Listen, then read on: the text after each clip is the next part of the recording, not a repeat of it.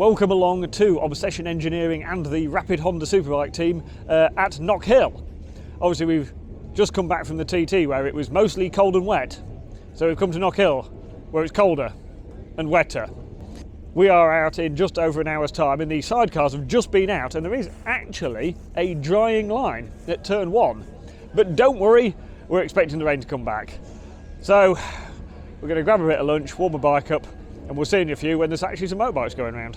Right, and FP1 has started. We've got headsets now. And the real game with that is we're expecting it to be underwater. Look how dark the clouds are over there. That will be here any minute. But currently the track is dry.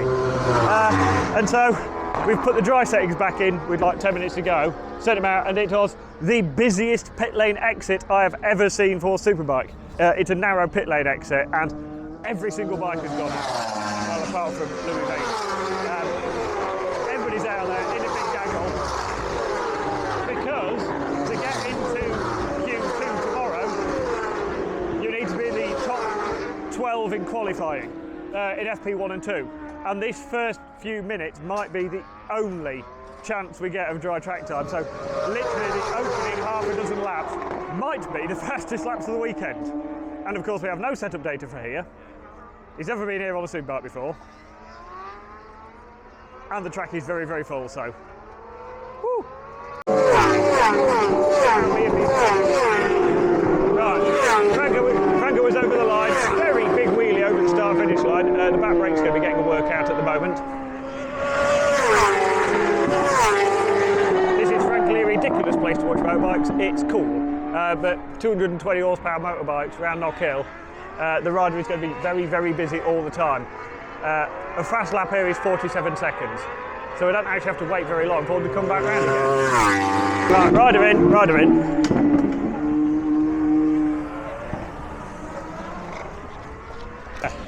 Right, that wasn't the start we planned. 3 laps he came in. He said the forks with that were like the setup we've run at Alton Park. We said here, as soon as it hits the brakes, the bike was just pivoting around the front wheel and picking the back wheel up because this isn't Alton Park. So he came in, changed fork spring and a bit of setting in the front.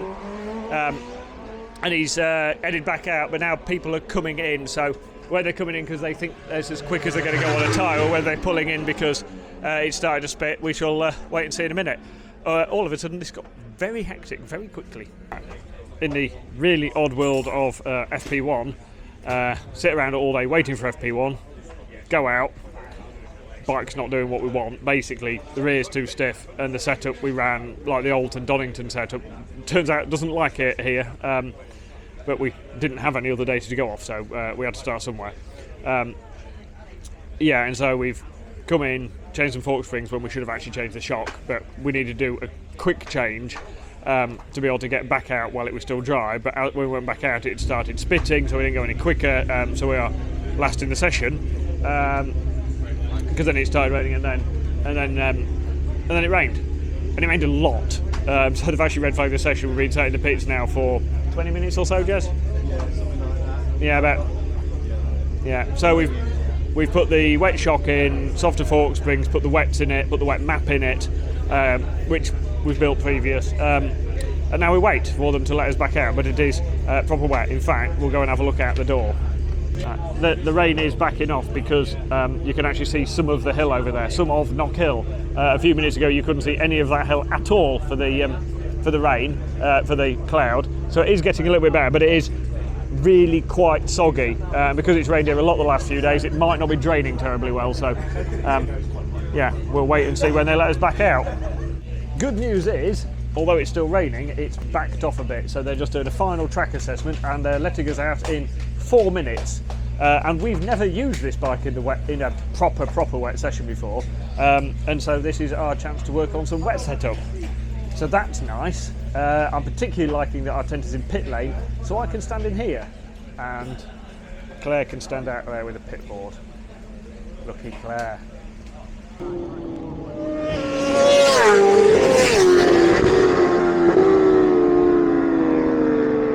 Right, that was first lap trim. The lack of adhesion flag, I suspect, is very sensible.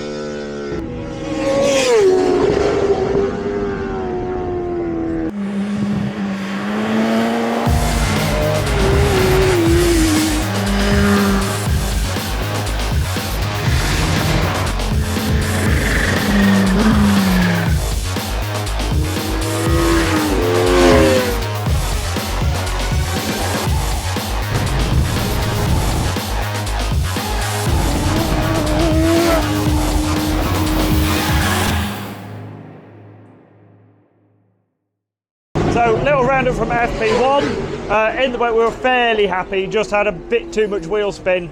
Like the side grip was all right, but as it picked the bike up and as picking the throttle up more, it spun more. So we've gone a little bit softer on the shocks for the wet. And that's basically the only change we made, because it's our first session, and that was actually not a bad session for the wet. I think we were 16th overall and just over a second off the pace. It was fairly decent. We've made some changes to mapping and the dry shock if it turns dry, but at the moment it's fiddling it down. And FP2 has already started, so he's already riding around. So let's go and see what he's doing.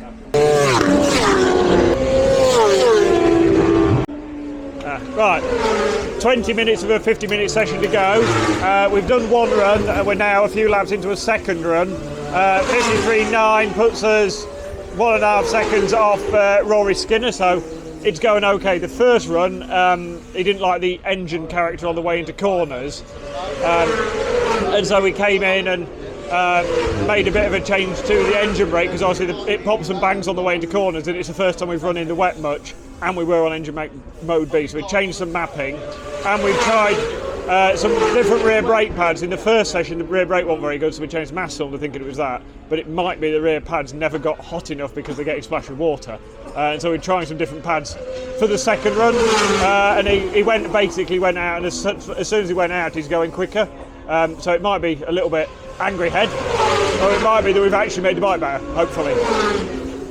FP2 has just finished, red flagged at the end because Mr. Haslam fell off with 46 seconds remaining on the board. We're in a little bit early because the back brake, having changed the master cylinder and the brake pads, still wasn't doing what we wanted, and so Franco's getting his fingers famous. Right, so the boys are working through that, and what we'll probably do is take that to the man at Brembo, see what happens, get him to service the caliper, but we're just doing a few little tests on it to make sure we're getting pressure and getting movement down to the actual mass cylinder as well. Another slightly frustrating session, and we finished officially 21st, but we actually know we're actually better than that. Yeah, it's just a little bit annoying really, isn't it? We're definitely better. We've got a second in what we're doing. It's not really worth risking a crash when it might not be like this for the rest of the weekend, and that actually doesn't contribute to Q2 at all, does it? So obviously it's not nice seeing yourself there in a session, but rather keep the bike in one piece, keep going, and yeah, like I say, it doesn't really matter, it's just the engine's not right. So you know, if we'd have gone out then and the engine would have gone and we'd have had a big accident, done a swing arm on my arm, it would have been Don't go for the worst day. Yeah, it would have been more annoyed, wouldn't we? So, sensible thing to do. Call it a day. We're going to be sensible motorbike racers for once, and yeah, we'll come back tomorrow. Not only being sensible in the session, you even turned up like early with your helmets prepped and stuff. Now you're not a teenager. Is this like the newer, older, more mature Franco? I've always been like this, but I quite like to annoy Matt. So. I mean, it worked. Yeah. Oh yeah. Yeah. No, we've got to be ready now. Yeah. Right, what Franco was referring to there is a bit frustrating and an engine issue. Is we've got 3 freshly built engines for this round. The one that's in the bike has been refreshed, running on the dyno when we got here. Was doing good horsepower, seemed healthy, but there's always been a bit of a vibration through the bars with it. So I wonder if there's been a bit of a balance shaft alignment issue with it. So whatever it is, we're not happy with that one. But if we'd have changed it between FP1 and FP2, it would have been a struggle to get it done in time. We might have run into the session and then lost track time that has been useful, and so we're going to change it in a few minutes when it cools down. So that is, we've made the decision early, so it won't take us that long. So that's like something that we know we'll fix for tomorrow. Rear brake thing, we can't find an issue with it in the garage, so we're going to get the caliper to Brembo, get them to service it, put new seals in it and bits, and then we'll go again with that as well. Welcome along to Saturday morning at the Rapid Honda team, and overnight we've been fairly busy, or last night even in the evening. Last night we swapped the motor. We were also constantly having a rear brake problem during the sessions. I shall stand out here to talk about it because it's a little bit quieter. So the rear brake, and during the sessions we tried a master cylinder, we had a different wheel in it, and with swapping the wheels I assumed that would discount the disc. it didn't. So we dropped the discs over to Brembo, all 6 of the rear discs we've got, and 3 of them are dished. So they're not warped sort of as they go like that, they're actually dished like that way, if that makes sense. And so when he pushes the brake lever, it's trying to straighten the disc all the time, and that's why he gets like a really long lever and then has to pump it back up. It turns out that the Z04 is like the most grippy pad for the rear that we were using at Donington, because Donington's really hard on the back brake. Basically got the disc too hot, and so dished the disc. So we're onto the H38 pad now instead, which should be a little bit kinder on the disc. And we've now got 3 discs left instead of the 6 we started the weekend on, but the brake will actually work now. So we've had the caliper service as well, so that rear is basically 100% brand new. We've also done some setting changes in the dry. We're now softer, a little bit lower, and we're less preload in the rear, so that the bike doesn't pitch when it hits the brakes as much. The front actually works relatively well, and so we've not really changed much in the front of the bike from FP1, but the rear of the bike is going to be quite a lot different because the sun is actually out, so we might actually get a dry FP3 in qualifying. So for this year they got rid of FP3 to save money in tyres and stuff like that, and now we've got FP3 back. Basically it's just a 10-minute session and you don't get any more tyre allocation for it, and it's just before qualifying starts, so you get a 10-minute FP3 and then straight into a 10-minute qualifying session. And that basically is a warm-up for qualifying, and it's not as critical in the traditional qualifying format, but if they have Superpole some weekends, then it is kind of important, because obviously you're going like you'd be going into a Superpole absolutely cold, having not ridden your bike for best part of a day. So we now have FP3 back, but it's just a 10-minute basically warm-up for qualifying.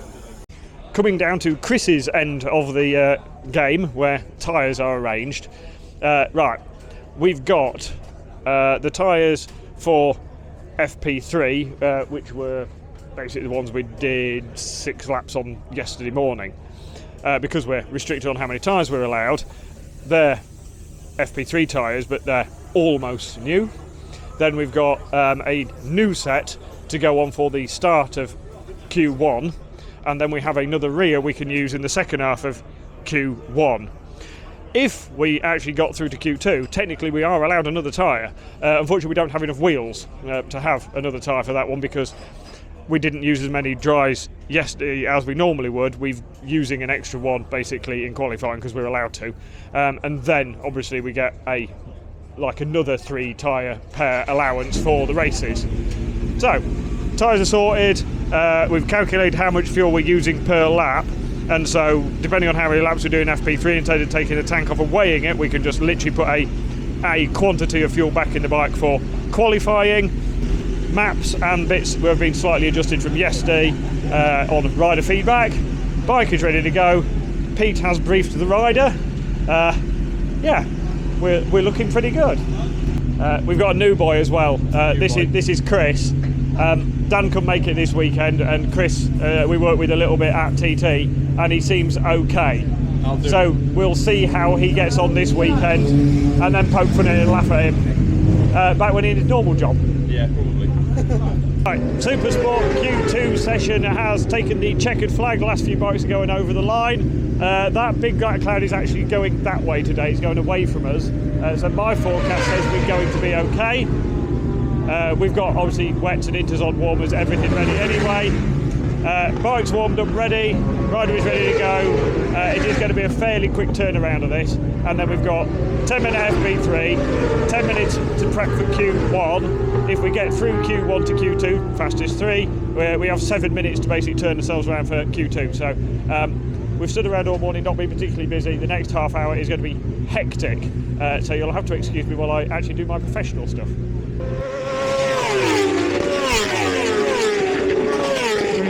We were 15th in FP3, so that was good. He was consistent. He was up to 8th at one point, shuffled around a bit, and he was confident that he could do the lap times on his own. He said the only, I suppose, issue, like the only real comment was do what is in effect the back straight, the run to the hairpin that's a big long arcing left. He said the thing is literally just spinning all the way through the corner, rear gripping great.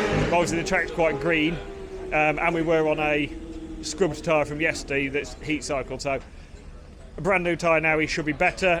He was confident he wanted to be out right at the front of the group. So FP1 is live now. Sorry, Q1 is live now. So that's it. Fingers crossed if we get in the top 3, we can go through to Q2. So that is the target. Right, they're halfway through Q2 and there's some slightly glum faces in our garage because when they put the flag out we were 3rd in Q1, which would have put us through. But unfortunately we'd just been using a little bit of the pit exit lane. In fact, if I stand down there and point down pit lane, Franco was just coming over the white line to get a better line into turn 1, and that's a track limits issue. And so his 2 fastest laps got pinged off as track limits warnings, and so instead of being 3rd, we're now 8th. Which is a bit of a kicker because we're going to be 20th on the grid, not fighting through into Q2. Yeah, that bit is done, so there's nothing we can do about that, and we're still having a rear disc issue. We're getting a similar issue now, even though these discs have been checked and they should be straight, unless they've literally warped in the first couple of laps we've used them, but it's done it on 2 discs. But what we've also done is the Brembo guys actually given them, they've put more float in them, and I think what's happening now is that's floating that much and it's pushing the pad back. And I think that's doing that, and then when you go to the lever, you have to get a bigger pump on it to get everything to work. So we're going to pull all the discs off, check them ourselves, and then I'm going to get them rebuilt with less float in them. Right, while the boys are doing the final details on the Superbike, I've popped down to the grid for the Sportbike Cup race. Our boy Finn Smart-Weeden on his Aprilia, he has qualified in 12th place. He's been going pretty well this week. I was hoping to drop into the top 10 in quali, and it didn't quite work out in the last couple of laps. But bit by bit we're chipping away. How are you feeling, Finn? Yeah, good, yeah. Fixed a little niggles from Donington, so you're on it a bit more this weekend. Oh, definitely. No, it was really annoying at Donington not being able to get going in the races because of that. But no, the weekend's gone well, especially qualifying this morning. I was really feeling up for it. Only a couple tenths off 6th, so hopefully get away with the group in the race today and give it a go. Cool, sounds good. So top 10 again is the plan. Yeah, top 10 is the plan. Paul, you love the camera, so I'll collar you while you're on the grid as well. Now you've done a few of these. Stress level still about the same? It seems to be getting worse, Dave. I'm really, really quite nervous at the moment. Yeah, it does that. It's this is I can't say any words actually. This is quite exciting, traumatic. And stressful. Yeah. We could do well here, and I want this. I really do. And if I could run behind him and push him a bit faster, I would. Finn is sat in Franco's chair and is about to put his helmet back on for the restart of his race, because if we squeeze past the boys who are bleeding brakes up, it's spitting a little bit out there. It's Scottish spitting, so it's a deluge. But strangely enough, they had to red flag the race for it. Yeah, I'm happy. I'm feeling confident, feeling relaxed. If it's wet, I'm happy for it to be wet. If it's dry, I'm happy for it to be dry. But let's be honest, it can't get much worse from where we started. So, yeah, let's just go out, get a good lap, make up a few positions, and go for it. Go for it. See what happens. We're very much we're not looking in the past. We're not dwelling on it. But interested, they sent out a document there's final instructions with all the track limits warning stuff in it, and the pit exit isn't on the list. No, it's not on it. And the reason why I did use it is because I know every time we come here, they send one of them out. And it wasn't on it this time, so I thought if they've not sent out, I'm gonna use a bit of it. Yeah, it doesn't make sense really, but like I say, it's done now. Can't change it. Let's just focus on the next one and hopefully get a better result. Maybe right. Cross will be spot on. That's Scottish rain, isn't it? Yeah. Yeah, they said come to Scotland and enjoy the weather. I didn't know they were going to throw it all at me at one go. Well, it's like Isle of Man weather. If you don't like the weather, wait 10 minutes. Yeah, and the sheep have come off the mountain, so we should have known, shouldn't we, really? We do like a bit of precision work in this garage, and Chris is particularly proud of this one. I asked for 17 kilograms of fuel, dead on to the gram, 17 kilograms of fuel. I tell you what, that's not bad doing. So then new Chris can actually touch us the motorbike. Well done, Chris. Well done. Obviously, we're incredibly professional in this team, aren't we, Franco? And we're not here to have fun, are we? No, we're a professional racing team. It's very serious. Like to keep things on track when we can. I was just saying our best attribute isn't our team building. Or it's nothing perfect. It's just a good laugh in here, isn't it? Do you think there might be a reason we're in 20th? Sorry. The rain has been going now for what feels like about 78 hours. It's probably about 15 minutes to be fair, but in this incredibly small garage, like the cabin fever grips you quite early, and I think Georgia's flipped. I think she's gone. She's gone. She's gone. It's too late for her, I think. Too late. A solid hour of pretty heavy rain. It might be a few minutes before Finn's out, but the plan is for his race to run, and I think the Superbikes, they're talking about maybe a 4:30 start. But there is quite a lot of standing water. What's rolling down pit lane isn't necessarily a problem, apart from, of course, pit lane rolls downhill, and so it then rolls across the track. So there is a lot of standing water going down towards turn 1. So they're going to have to drain some of that off and hope it clears a bit. Admittedly, Knockhill does drain quite well because it's not the first time it's ever rained here, but we're not quite sure how long it's going to take before we can actually get some racing underway. Well, I don't know how you describe that rain, really. It's yeah, it's Noah would be panicking. What we do know, though, Robert, is that Knockhill dries quite fast, and there's going to be at least an hour, I think, before we're out. So it is actually possible that it's going to be at least a drying line by the time we're out. Yeah, it's going to be. Is that Franco sticking stickers on me again? It's it'll be a usual thing this weekend so far. It's been this was a it's been we're ready to go, and then last minute it does something different. The weather. So 2 hours after the race got stopped because of the rain, the timer has gone down. Pit lane opens in 4.5 minutes.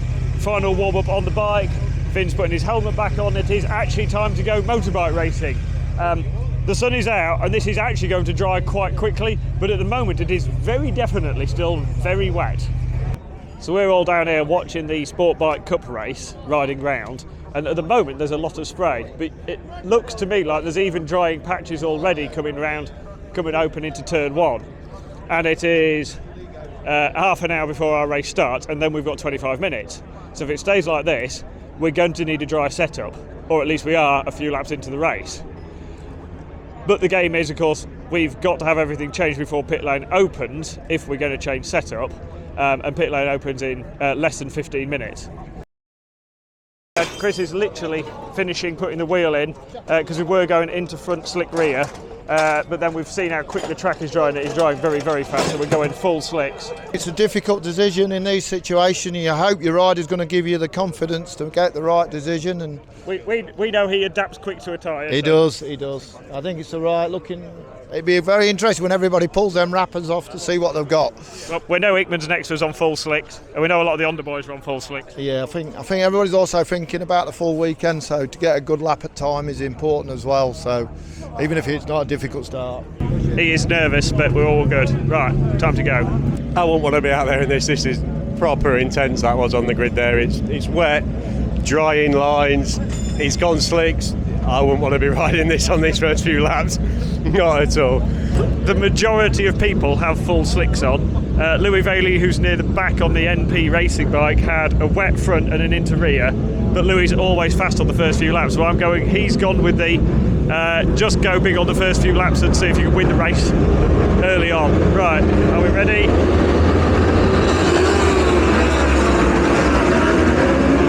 A more gentle start than normal. Right, let's go and find a TV screen. P21 on lap 1, but we know the important bits of this race is going to be a few laps later on. Obviously the boys at the front are going to be fighting for the win, so they need to try and get positions early. We're, I suppose, actually, if I argue, more interested in getting a lap time to get us up the grid for later.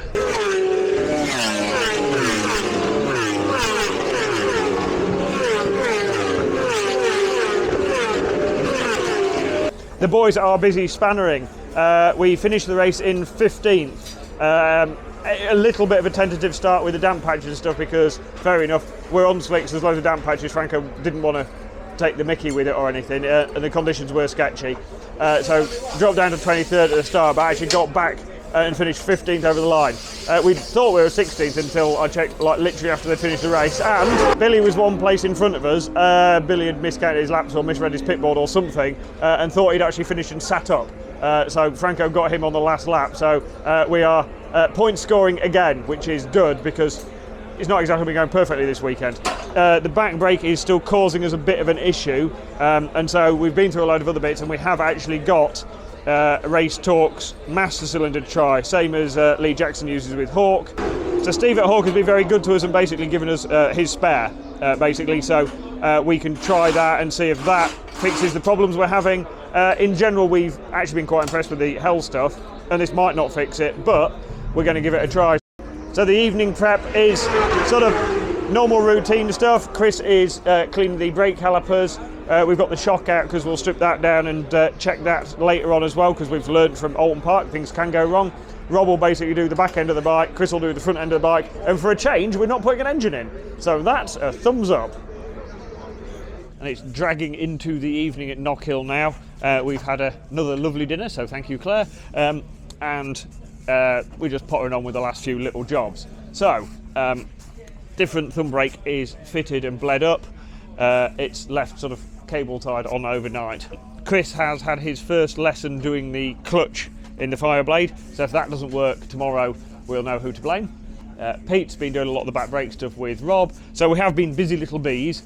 Nothing major like last night with engines and stuff coming out, but there's still quite a lot of little bits to do, and obviously quite a lot of cleaning and prep and all the rest of it. Along with the thumb brake, there is a couple of little changes for tomorrow.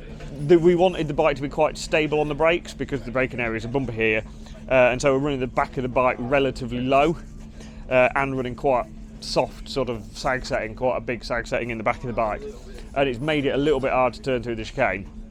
So Franco did ask if he could have a little bit more turning. So we have gone a little bit higher on the back, left the preload quite soft. But I have noticed on the data, one of the few times this year, we're actually using all the fork travel on quite well into the bump stop in a couple of places. So we've put a little bit of preload and a bit of compression damping in the fork, so there's a bit more support, and in effect got the whole bike just a little bit higher up. And so it should be better. Obviously, we don't know until we ride it in morning warm-up. And then we shall just wait and see how bad the weather gets for the races. But that's it for Saturday night. See you on Sunday. It's another beautiful Scottish summer's day, and the weather is stopping us overheating, shall we say. If it actually stays wet, it's easier because it's more consistent, and luckily our rider actually quite likes the wet, so I reckon we're going to go all right. Franco's got his wet leathers on, so that basically he's got some nice ones for the races later that are dry. Big thick knee sliders, because you don't get your knee down a lot anyway, do you?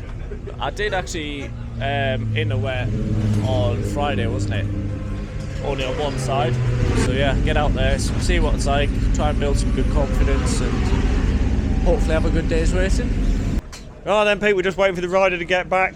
15th in warm-up in absolutely soaking wet conditions. There was a lot of spray there, wasn't there? Yeah, there was, David. To be honest, between you and me, I wouldn't want to be riding that. But the good thing was he got out in front and some really good guys passed him, which helped him.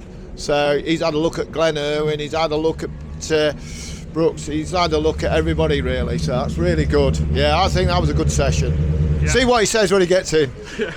What we think's good and what he thinks good aren't always the same, are they? No, not always. I wonder if that back brake's okay.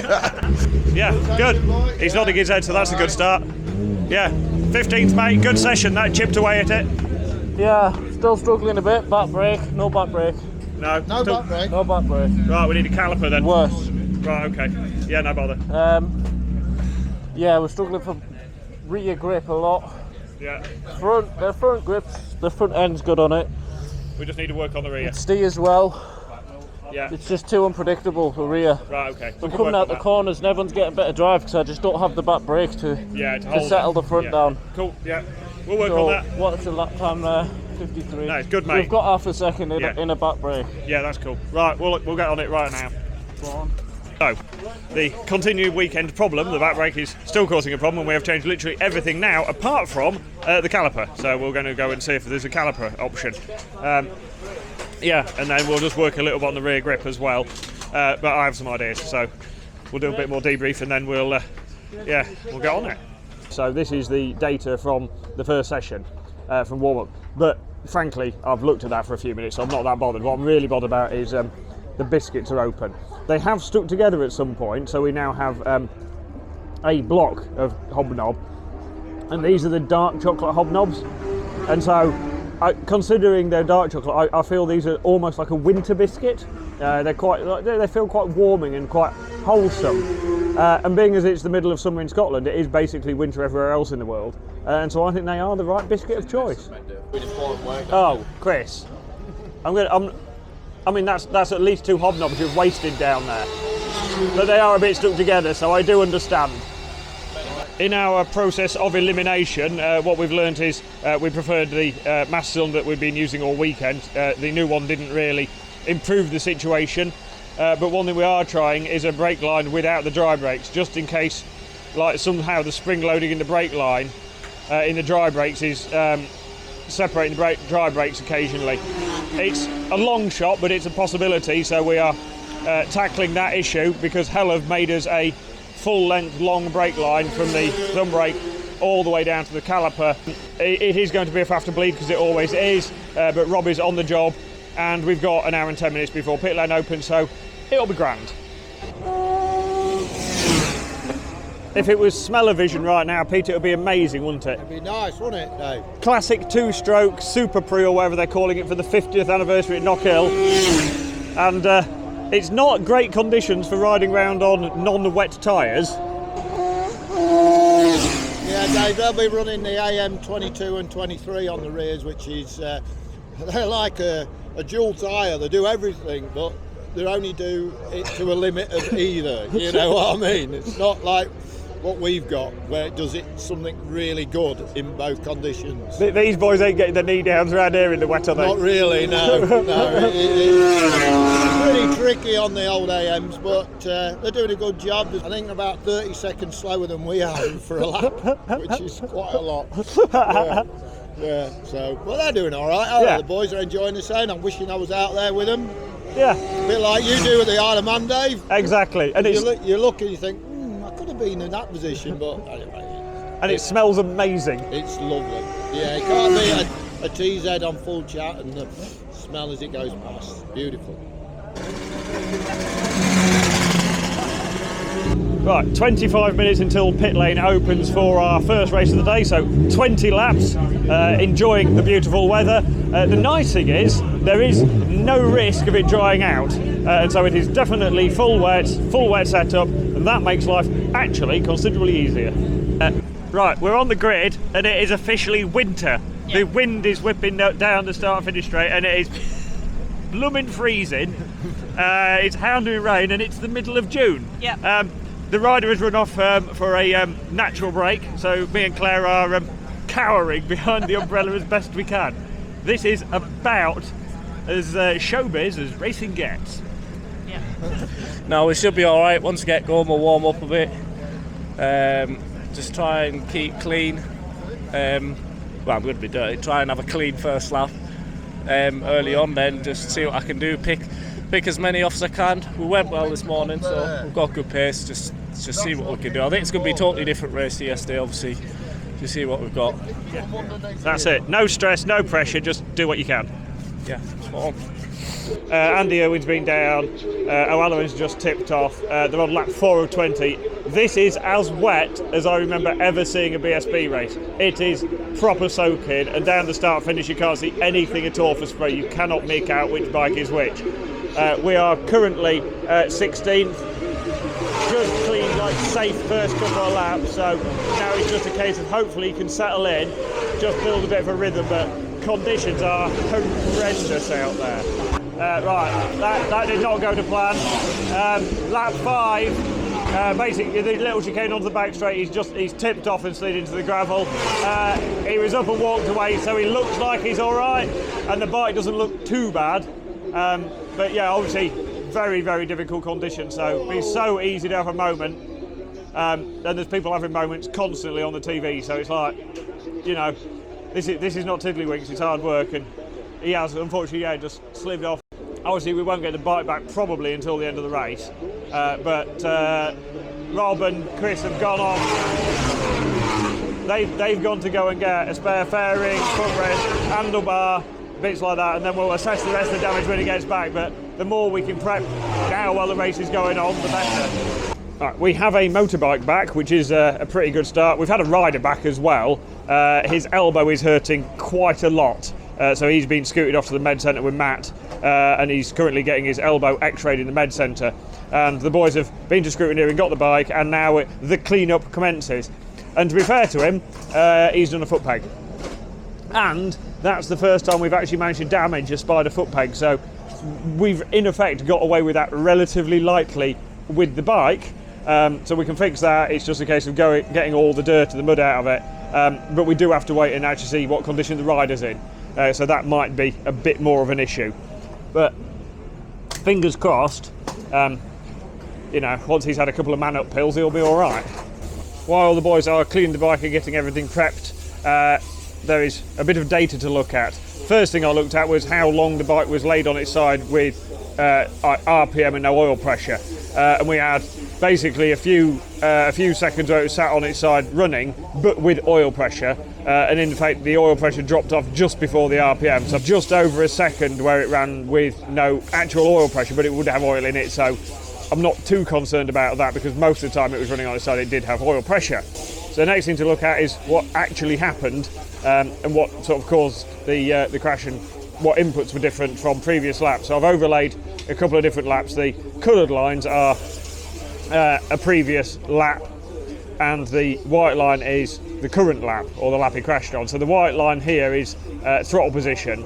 So we can see he's using more throttle, but he's also taken the lean angle off earlier, so he's getting the bike actually stood up sooner. And so this is basically the point where it was the point of no control and he was starting to crash.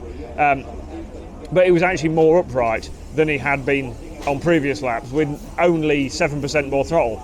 So you think it's not big differences, but obviously the bike was probably spinning a bit as well. And then he gets this little spike in rear wheel speed, and that's the high side. Because it's wet though, it's not had a massive spike in wheel speed and flicked him really hard. It's just literally spun and then relatively slowly rolled the bike over. But that is the oddity of crashing in the wave. Sometimes it's almost in slow motion. Franco has been to the med centre, he's had an x-ray, there is nothing broken. He's had some painkillers and his arm is feeling a bit better, but his elbow is definitely not brand new. The Sportbike Cup race has basically started, in fact they're starting to race now actually. But more importantly than that, Claire and Matt have brought dinner to the garage so that we don't have to stop working for very long. Is it good, Chris? It's good food, yeah. Get fed down here, it's good. Right, excellent. We've got motorbike racing on the TV, we've got food, we've got most of that done. I think we're doing all right. Wheels are going back in, and it is only a few minutes before our pit lane opens for race 2. Ryder is ready, he's taken some painkillers. It's not going to be easy, it is going to hurt, but he is going to dig in and do what he can. The bike is exactly as it was in the first race because it was working well. He was comfortable and it felt better than in warm-up, so we're happy with that.